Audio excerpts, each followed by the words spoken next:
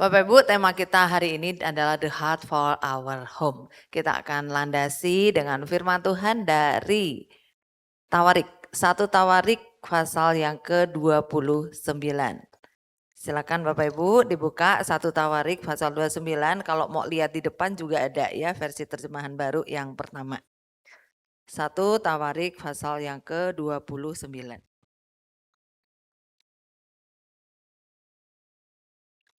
1 Tawarik 29. 1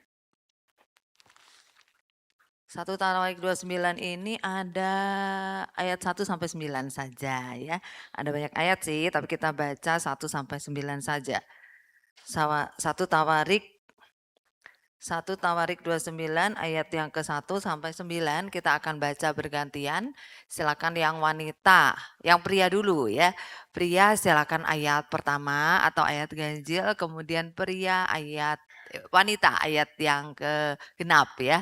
Kedua dan seterusnya bergantian Bapak Ibu ya. Jadi pria wanita gitu ya dari ayat 1 sampai 9.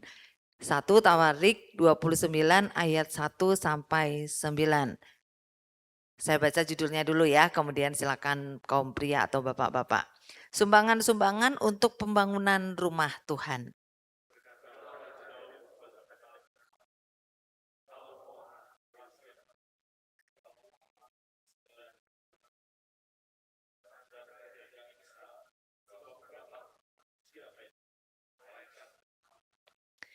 Dengan segenap kemampuan, aku telah mengadakan persediaan untuk yakni emas untuk barang-barang emas, perak untuk barang-barang perak, tembaga untuk barang-barang tembaga, besi untuk barang-barang besi, dan kayu untuk barang-barang kayu. Batu hitam dan batu permata yang berwarna-warna, dan segala macam batu mahal-mahal yang sangat banyak kualam.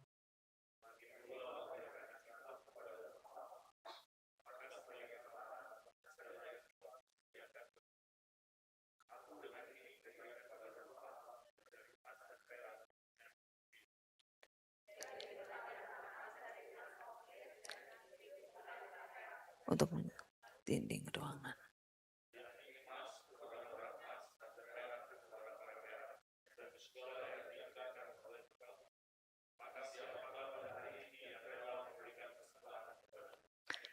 Lalu para kepala puak dan para kepala suku Israel dan para kepala pasukan 1.000 dan para pasukan 100 dan para pemimpin pekerjaan untuk raja menyatakan kerelaannya.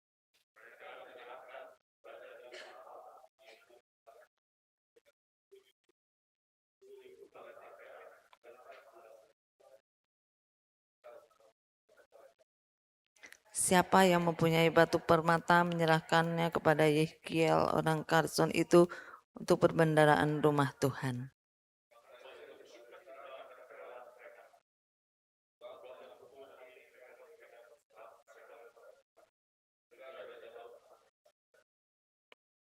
Ya demikian bacaan firman Tuhan hari ini Bapak Ibu dan Saudara. Bapak Ibu dan Saudara, kita masuk di zaman yang ada suatu fenomena ya sedang marak ya. Marak beberapa waktu ini adalah budaya uninstall Bapak Ibu dan Saudara ya. Bapak Ibu karena medsos ya kita begitu gampangnya untuk menginstal misalnya kita pengen nonton nih sekarang suka nonton pakai Netflix ya. Terus abis gitu bosen ganti delete, remove ya atau uninstall. Kemudian ganti view. View bosen ya bayar nih tadinya gratis terus bayar ya. Ganti lagi, ganti WeTV. Kemudian WeTV tadinya ada beberapa banyak yang gratis terus abis gitu bayar, ganti lagi gitu ya. Betul nggak Bapak Ibu dan Saudara? Saya betul ya seperti itu ya carinya yang gratis-gratis ya.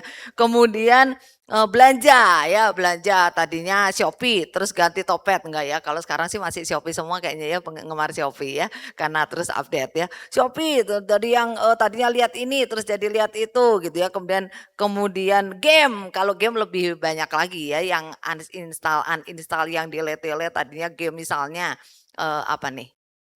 Kalau saya mah zaman saya mah jarang main game ya Bapak Ibu ya, tapi pernah main game tuh zaman dulu ya Tetris ya.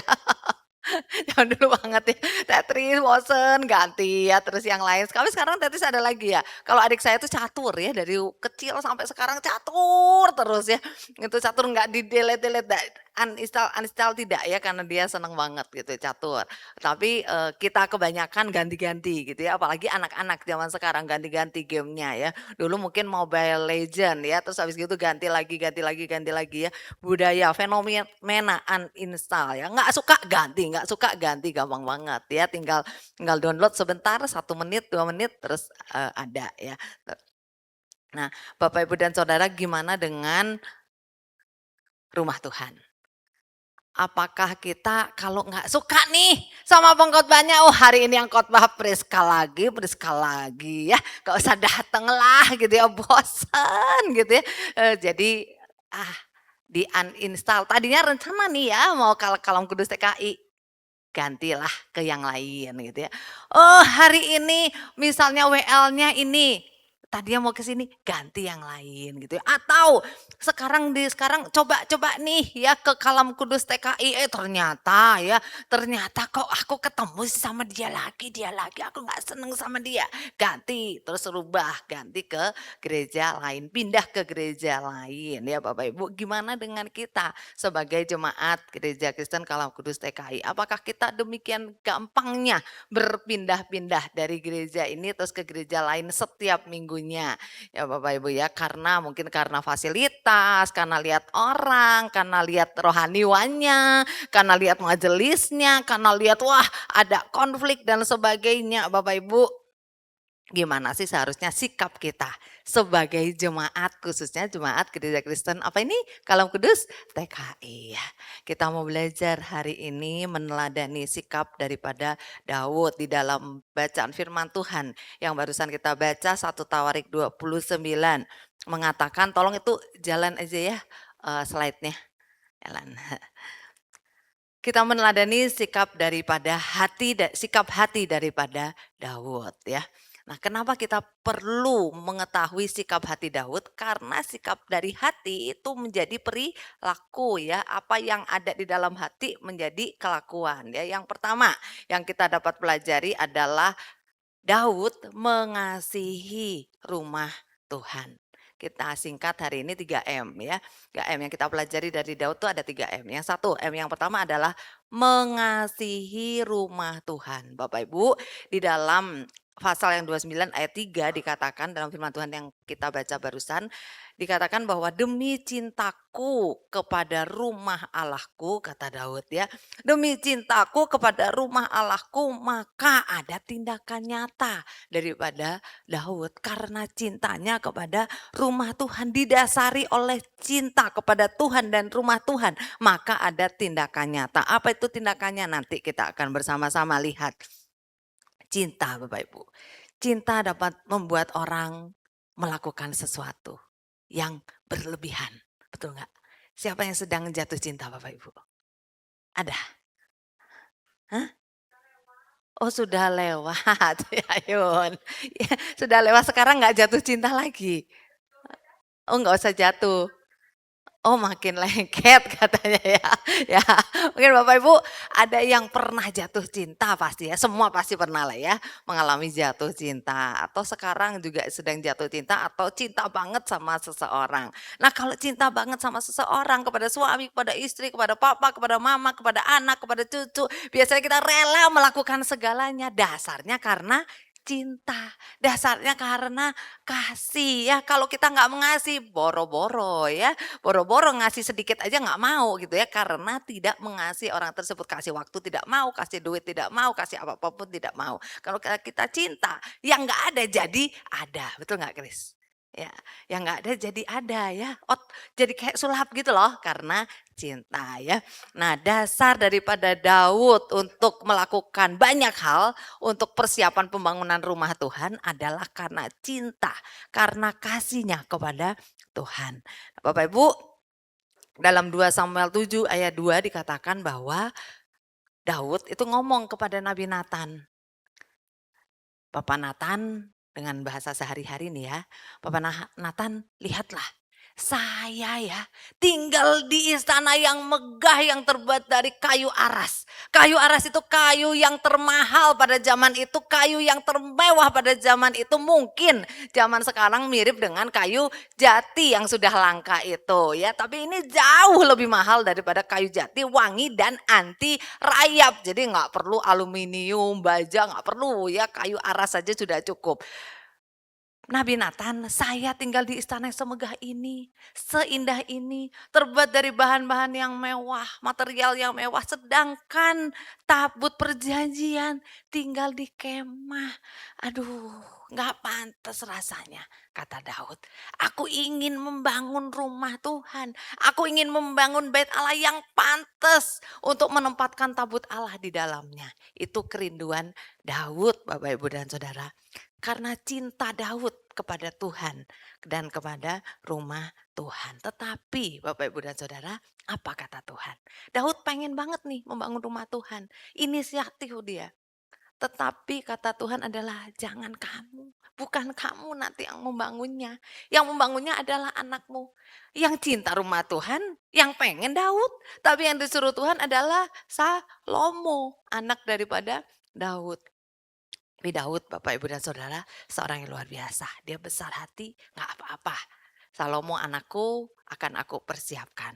Ya, akan aku persiapkan, aku akan bantu dia mempersiapkan segala sesuatunya sehingga nanti akan terbangun rumah Tuhan yang indah, yang megah untuk jadi tempat daripada tabut perjanjian.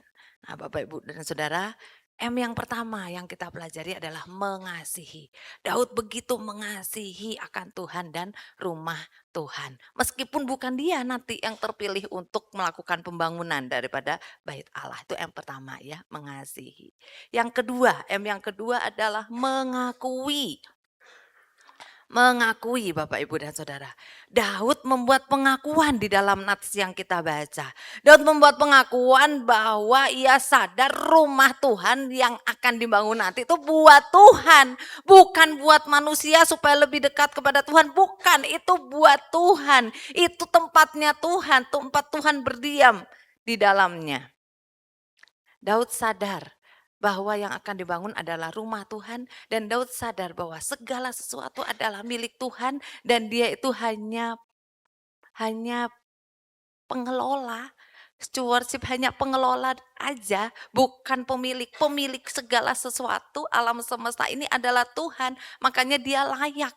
Tuhan layak untuk dapat perlakuan yang khusus. Tabut Tuhan itu layak untuk ditempatkan di tempat yang bagus, tempat yang mewah, tempat yang indah. Bapak, Ibu, dan Saudara, itu adalah sikap hati Daud yang kedua terhadap rumah Tuhan. Dia sadar, rumah Tuhan adalah punyanya Tuhan.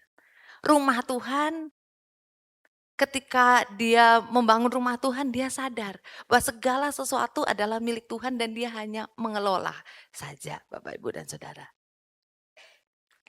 Bapak, Ibu, dan Saudara, bagaimana dengan kita? M yang pertama tadi mengasihi, bagaimana dengan kita? Apakah kita mengasihi rumah Tuhan ini? Gereja Kristen Kalam Kudus yang TKI. Yang kedua, mengakui bahwa rumah Tuhan adalah miliknya Tuhan dan kita diminta untuk Tuhan membantu dan Tuhan kita hanya mengelola. Tuhan sang pemilik daripada rumah Tuhan ini. Kalau kita sadar bahwa Tuhan adalah sang empunya, maka seharusnya meskipun ada konflik, meskipun aku nggak suka ini, nggak suka itu di dalam gereja ini, aku mau tetap ada di sini. Karena ini punyanya Tuhan, bukan punyanya aku, bukan punyanya majelis, bukan punyanya rohaniwan rumah ini, tetapi punyanya Tuhan. Aku mau tetap di sini karena aku adalah anaknya Tuhan dan Tuhan yang menempatkan aku di tempat ini. Bapak, Ibu, dan Saudara. Yang ketiga Bapak Ibu, M yang ketiga adalah memberi. Yang pertama mengasihi, hati yang mengasihi. Yang kedua hati yang mau mengakui. Yang ketiga hati yang memberi. Memberi dengan rela kata firman Tuhan ya. Nggak sekedar memberi, tetapi memberinya dengan sikap hati yang rela. Sikap hati memberi tapi terus lebih tajam lagi dengan rela. Memberi dengan rela, karena apa? Karena sadar Pemilik daripada uang yang ada pada kita sekarang itu adalah Tuhan. Tuhan yang memberi, kita harus mengembalikan. Kita hanya mengembalikan itu semua punyanya Tuhan. Kita hanya mengembalikan sedikit untuk pekerjaan Tuhan. Daud punya hati memberi karena cintanya kepada Tuhan dan karena yang kedua dia mengakui Tuhan empunya alam semesta dan Tuhan yang empunya rumah Tuhan yang akan dibangun. Dia memberi dengan rela. Dia mengembalikan sebagian kecil daripada apa yang telah Tuhan titipkan. Yang dia beri itu Bapak Ibu dan Saudara tercatat dalam Alkitab 3.000 talenta emas Ofir. Ofir itu emas yang tingkatnya paling tinggi. Ya, emas itu kan ada yang emas muda, ada yang emas biasa, ada yang emas tua gitu ya. Emas tua bukan yang umurnya tua gitu ya, seperti Mas Wilfried ini bukan gitu ya. Tetapi emas atau emas-emas lain yang rambutnya putih bukan, tapi emas yang kadarnya itu baik gitu ya. Mas Ofir itu kadarnya paling baik pada zaman itu. Kalau sekarang mungkin berapa ya? Berapa karat? 24 karat gitu? 24 karat, saya belum pernah lihat sih kayaknya emas 24 karat. Ada ya emas 24 karat ya? Itu kadar paling tinggi 24 karat. Terus kalau emas muda biasanya berapa karat? 18. Hafal banget ya Dokter Billy ya. Ya. Oh, bukan dokter ternyata profesinya ya.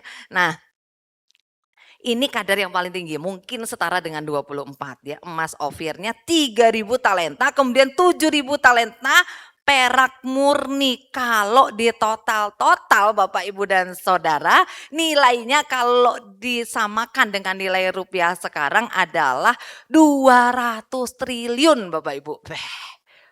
Bangun rumah Tuhan 200 triliun. Kalau ini dulu dibangun berapa?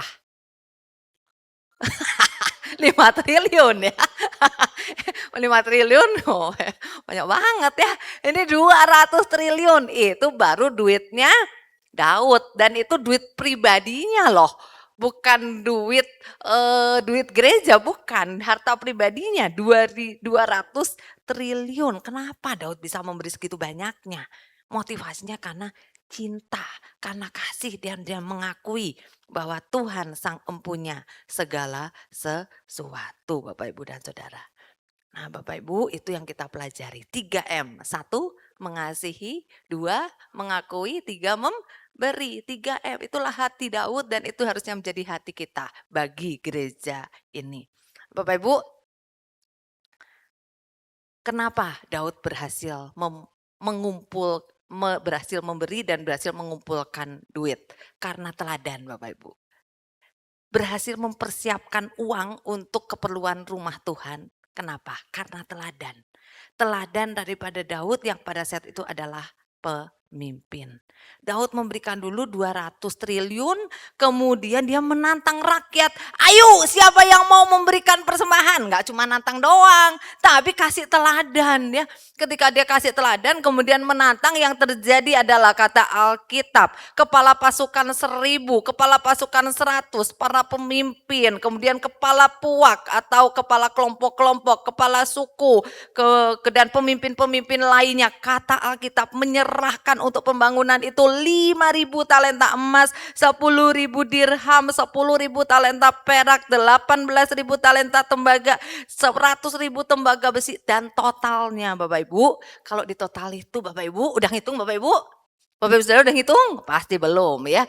330 triliun, lebih besar dari apa yang diberikan oleh Daud. Tapi ini Daud sendirian, rame-rame ya. 330 triliun. Berarti kalau di total-total 530 triliun. Triliun ya bener ya? Triliun. Ya ini saya mah nggak pernah lihat uang triliun-triliunan itu ya. Jadi nggak kebayang ya.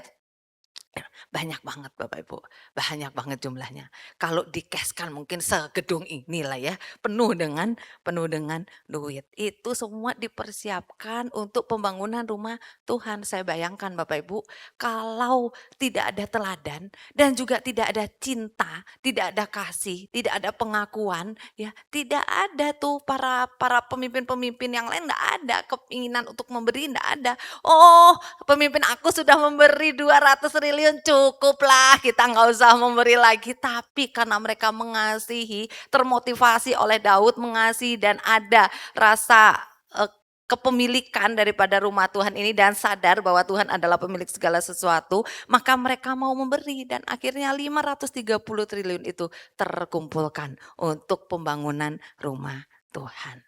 Bapak, Ibu, dan Saudara, itulah yang dilakukan oleh Daud dalam langkah mempersiapkan pembangunan rumah Tuhan. Bukan dia yang membangun, nanti anaknya. Setelah dia wafat itu belum juga terbangun rumah Tuhan itu. Belum kelihatan tuh hasilnya dari apa yang dia upayakan, belum gitu ya. Nanti pembangunan akan mulai setelah awal-awal pemerintahan anaknya Raja Salomo, kurang lebih 4-5 tahun setelah Salomo memerintah. Nah Bapak Ibu, itulah yang dilakukan oleh Daud. Daud memberikan teladan sebagai pemimpin. Gimana dengan kita semua? Kita semua adalah pemimpin. Saya pemimpin, Pak Wilhud pemimpin, Pak Christian pemimpin. Kita semua pemimpin di dalam rumah kita, pemimpin atas diri kita sendiri, pemimpin dalam kelompok-kelompok tertentu, ketua-ketua cross ya, CL-CL, kemudian majelis, kemudian apalagi ketua-ketua departemen. Kita semua adalah pemimpin. Sebelum kita ngomong sesuatu, jadilah teladan terlebih dahulu Bapak Ibu. Bapak Ibu, ada sedikit permainan ya. Dengarkan ya. Dengarkan instruksi saya Bapak Ibu ya.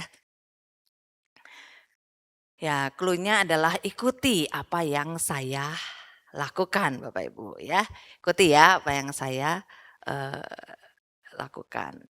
Ya, ikuti, jangan lupa. Ikuti apa yang saya katakan Bapak Ibu ya. Ya. Ya, kemudian Bapak Ibu, jangan angkat tangan. Jangan angkat jempol. Kemudian pegang rambut. Kemudian pegang pipi. Pegang dagu. Ya, luar biasa Bapak Ibu ya. Ada yang salah, ada yang benar, banyak benernya sih Bapak Ibu ya. Nah Bapak Ibu, Daud memberikan teladan sebagai seorang pemimpin. Teladan itu seringkali berbicara lebih keras daripada omongan, daripada kata-kata. Seringkali kalau kita denger ya pemimpin kita ngomong gitu ya, tapi nggak ada teladan, komen kita apa? Ah lu mah ngomong doang, lu mah lip service ya, omongan doang baik ya, tindakan lu nol gitu ya. Seringkali kita menghakimi seperti itu Bapak Ibu, meskipun belum tentu ya. Bapak Ibu kita masing-masing, saya juga ya sebagai pemimpin, marilah kita introspeksi apakah kita sudah menjadi teladan. Kita ngomong apakah kita sudah menjadi teladan. Itulah yang dilakukan oleh Daud. Daud menjadi teladan sebelum dia ngomong dan akhirnya apa yang diharapkan itu terjadi Bapak Ibu. Bapak Ibu dalam bagian akhir firman Tuhan yang kita baca tadi ya di ayat 9 dikatakan bahwa semua bangsa dan Daud itu bersuka cita kata Alkitab. Betul nggak Bapak Ibu? Semua bangsa dan juga Daud itu bersukacita, bergembira karena telah banyak yang mereka persembahkan. Di dalam terjemahan lain dikatakan bergembiranya bergembira sekali Bapak Ibu. Rakyat gembira sekali.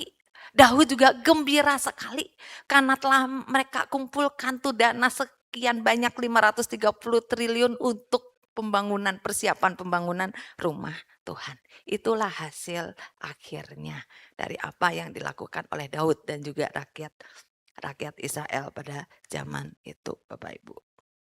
Bapak Ibu, bagaimana dengan kita Bapak Ibu? Bagaimana dengan hati kita terhadap rumah Tuhan di tempat ini? Gereja Kalam Kudus TKI.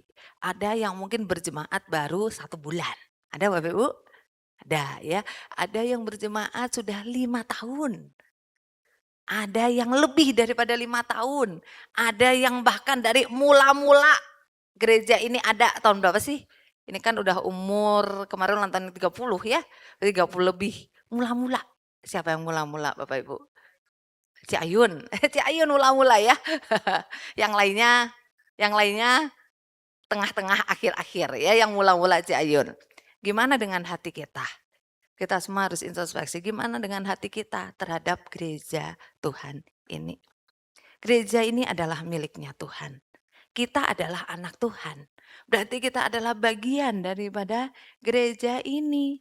Gimana dengan hati kita? Apakah kita mau bersama-sama membangun gereja ini? Atau kita mengkritik gereja ini karena banyak kelemahan? Atau kalau ada kesempatan, ayo ikut pelayanan. Nggak yang lain aja yang lebih muda. Yang lebih bisa orang lain, aku nggak bisa. Aku pensiun lah, sudah segini umur aku. Bapak, Ibu, dan Saudara, kalau di rumah Tuhan ada kata pensiun, pelayanan ada kata pensiun. Kalau jabatan ada ya, jabatan misalnya jabatan majelis gitu ada pensiun ya. Jabatan rohaniwan ada masa pensiunnya. Tetapi pelayanannya tidak pensiun. Selagi kita mencintai rumah Tuhan, sekali kita mencintai Tuhan, marilah kita terus melayani karena kita adalah anaknya Tuhan. Inilah tempatnya kita melayani. Inilah tempatnya kita terus membangun gereja daripada Tuhan. Seperti teladan Daud, Bapak Ibu. Daud itu sampai mati terus melayani. Paulus sampai mati terus melayani. Daud sampai mati terus melayani padahal sudah tahu tuh ada kadernya. Tuhan suruh Salomo yang menjadi raja, tetapi dia terus melayani sebisa-bisanya, Bapak Ibu. Bapak Ibu, ada quotes yang mengatakan bahwa orang yang hanya menjadi pengunjung akan selalu bertanya apa yang kurang. Tetapi orang yang mencintai rumah Tuhan akan bertanya apa yang bisa ia lakukan. Apakah ini menjadi quotes kita masing-masing, Bapak Ibu? Apa yang bisa aku lakukan? Itu harusnya menjadi pertanyaan di dalam diri kita masing-masing. Apa yang harus aku lakukan untuk gereja ini? Bukannya apa yang kurang, tetapi apa yang bisa aku lakukan untuk gereja ini. Supaya gereja ini semakin bertumbuh dan nama Tuhan semakin dikenal oleh orang-orang di sekitar gereja ini. Hari ini banyak bangku kosong nih Bapak Ibu karena liburan mungkin ya. Tapi biasanya waktu penuh juga masih ada lah bangku kosong, kau satu, kau dua. Marilah kita bersama sehati anak-anak Tuhan mengisi bangku-bangku kosong ini dan juga menolong supaya setiap kita menjadi murid-murid Tuhan yang terus bertumbuh, berakar kuat di dalam Tuhan. Mari kita bersama-sama berdoa.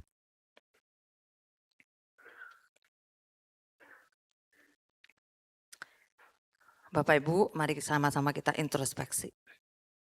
Bagaimana sikap hati kita terhadap gereja ini sebagai jemaat Tuhan yang lama maupun yang baru. Apakah kita sudah mengasihi gereja ini sebagaimana Daud mengasihi rumah Tuhan yang akan dibangun? Apakah selama ini kita mengakui bahwa Tuhan empunya gereja ini, Tuhan empunya segala sesuatu, kan kita hanya pengelola saja? Dan apakah kita sudah belajar untuk memberi bagi rumah Tuhan ini? Memberi dana, memberi daya kita, memberikan doa-doa kita. Marilah kita sama-sama introspeksi. Sebagai anak Tuhan, seharusnya kita meneladani sikap hati daripada Daud.